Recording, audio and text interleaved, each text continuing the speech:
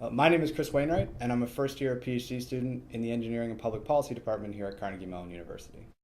So when most people think about climate change, they think about stuff like CO2, greenhouse gases, global warming, all that jazz. And while CO2 is probably the most important factor in terms of climate mitigation, there are other factors, and that's where my research comes in. So I study something called black carbon.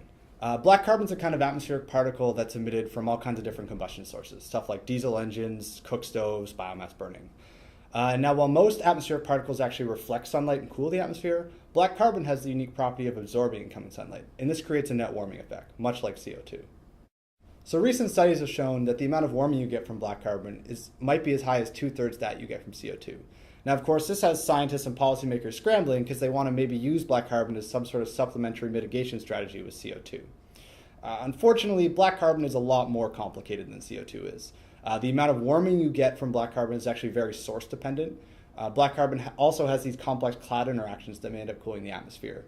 And finally, black carbon compared to CO2 is relatively short-lived in the atmosphere, so it has much stronger regional effects. So my research is focused on using global atmospheric models to minimize the uncertainty associated with the warming of black carbon. It's really important that we fully understand black carbon before we want to place it in any kind of category with CO2.